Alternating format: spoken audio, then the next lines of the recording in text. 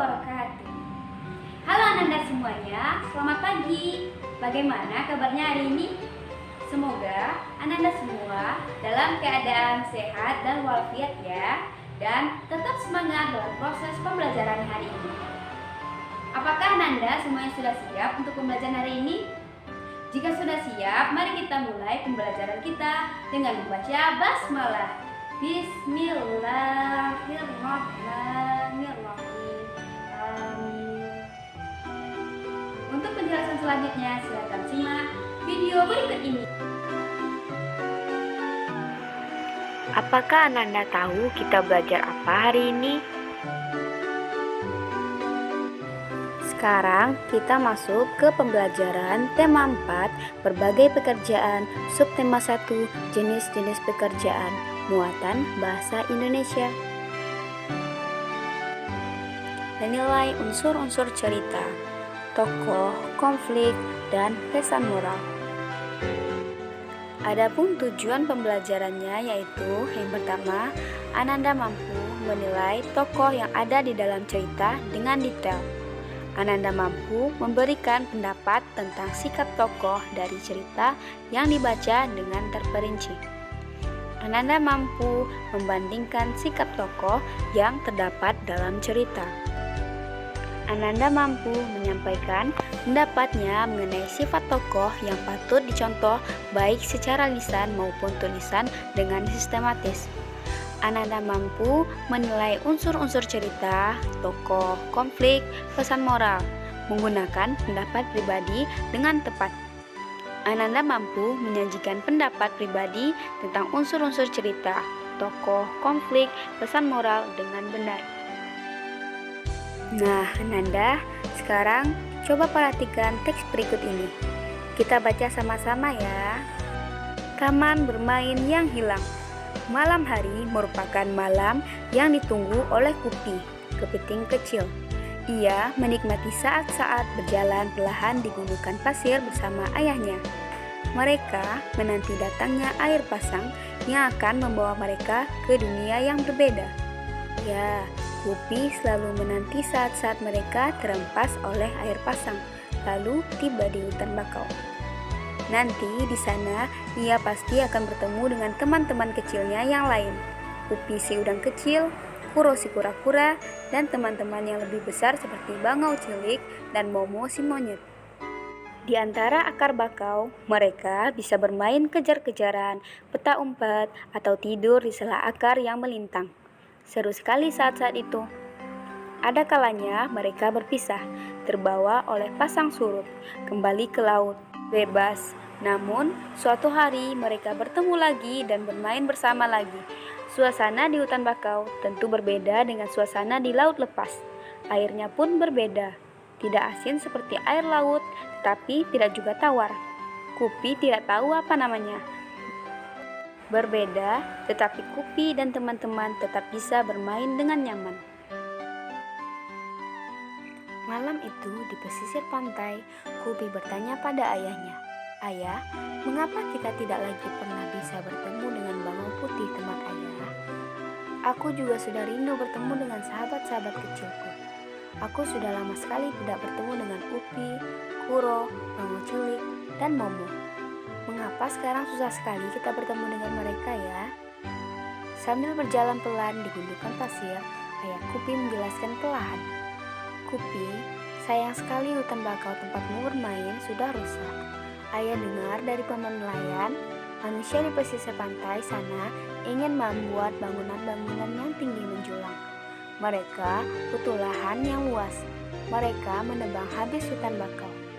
Mereka membangun gedung tinggi menjulang ke langit di atas taman bermainmu itu." Ayah menjelaskan perlahan. Sungguhnya ia tidak ingin Kupi sedih, tapi bagaimana lagi? Ayah tidak ingin Kupi terus menanti tanpa kepastian.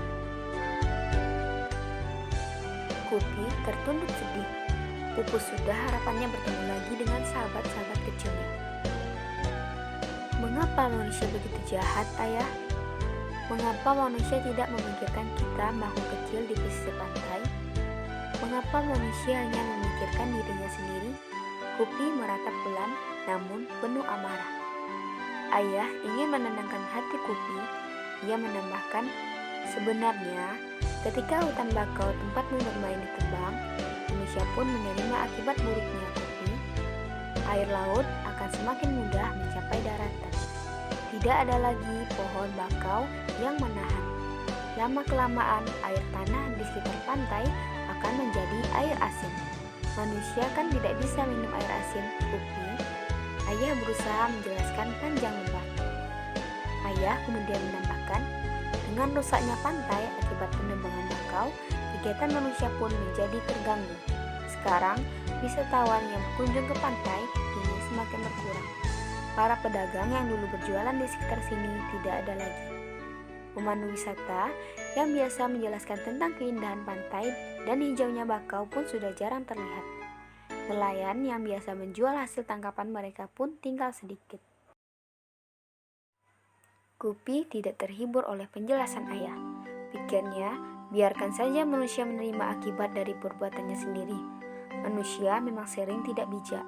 Kupi hanya ingin berdoa semoga suatu saat nanti hutan bakau akan kembali. Semoga suatu saat nanti ada lagi taman tempatnya bermain. Semoga suatu saat nanti ia masih bisa bertemu dengan sahabat-sahabat kecilnya. Kupi hanya bisa berdoa, semoga kelak manusia bisa bertindak lebih bijaksana. Semoga. Nah, Ananda, berdasarkan teks tadi, siapa yang tinggal di dalam hutan bakau? Ya, yang tinggal di dalam hutan bakau adalah Kupi dan ayahnya. Apa yang biasa dilakukan Kupi dengan ayahnya? Kupi dan ayahnya biasanya ke pasir pantai, berjalan pelan di gundukan pasir. Mengapa Kupi sedih dan marah? Kupi sedih dan marah karena tidak bisa bertemu teman-teman kecilnya lagi, serta karena manusia merusak hutan tembakau yang dijadikan sebagai tempat bermainnya Kupi. Betapa tumbuhan sangat besar perannya dalam kehidupan kita. Kehidupan yang nyaman tercipta dengan adanya berbagai tumbuhan menjaga lingkungan di sekitar kita. Selain bermanfaat untuk manusia, tumbuhan juga bermanfaat bagi kehidupan binatang. Salah satu contohnya adalah tanaman bakau. Bagaimana cara menilai tokoh dalam cerita? Ya, berikut ini cara menilai tokoh dalam cerita. Yang pertama, baca dengan baik dan benar peran tokoh dalam cerita tersebut. Lalu, tentukan sifat yang sering ia lakukan. Yang ketiga, Ananda baru dapat menentukan sifatnya.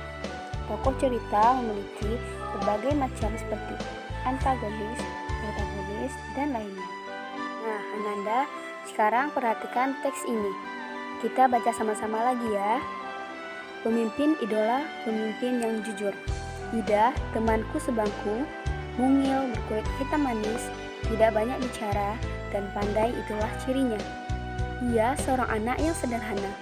Ayahnya sudah lama meninggal. Ia tinggal bersama ibu dan adiknya. Ida, anak yang sangat pandai. Nilai-nilainya yang selalu bagus memberinya kesempatan meneruskan sekolah tanpa biaya. Semua buku pelajaran dan perlengkapan ditanggung oleh sekolah. Ida tidak pernah malu dengan kondisi keluarganya. Bahkan, ia semakin rajin belajar dan terus berprestasi. Ida juga selalu menjadi teman bertanya jika teman-temannya mengalami kesulitan dalam pelajaran. Teman-teman memilih Ida sebagai ketua kelas.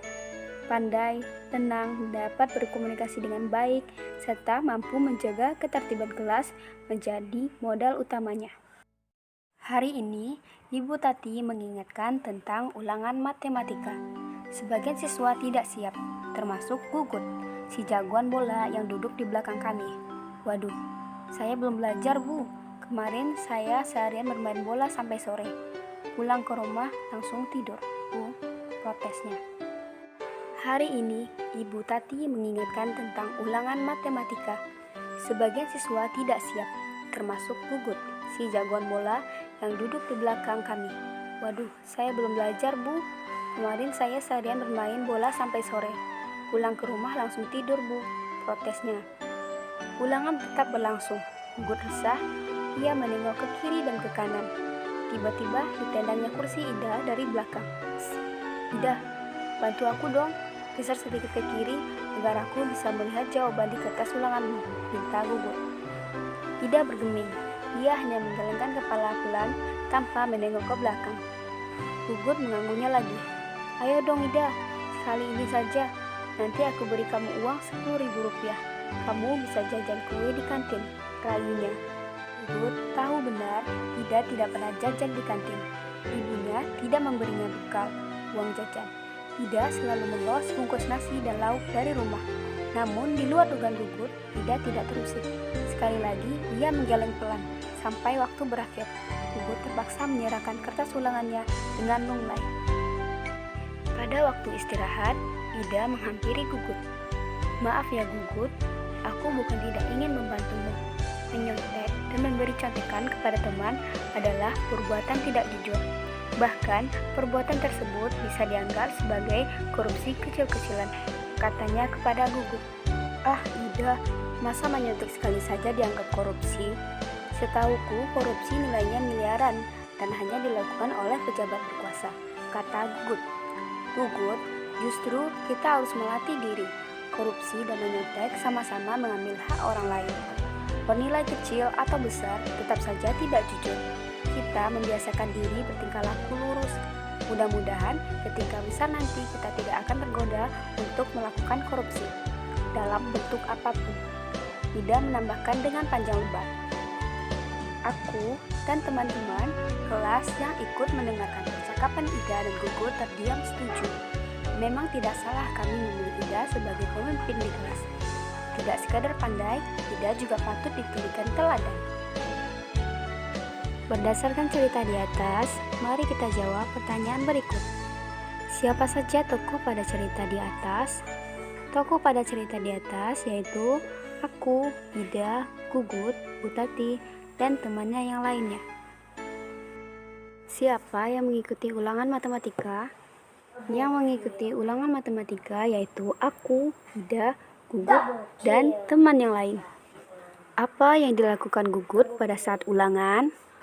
Gugut berusaha mencontek dari Ida. Apa yang dilakukan Ida ketika Gugut meminta jawaban? Yang dilakukan Ida ketika Gugut meminta jawaban yaitu Ida tidak memberikan jawaban yang diminta Gugut. Mengapa Ida tidak mau membantu Gugut? Menurut Ida, memberikan contekan merupakan perbuatan tidak jujur.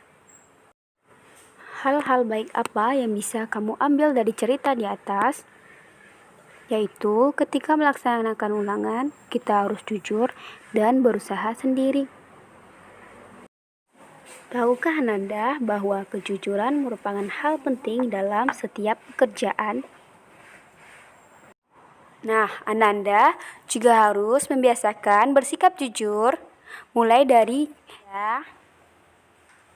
Sekarang tugas Ananda yaitu mengerjakan latihan di buku Bu Pena halaman 12 ya.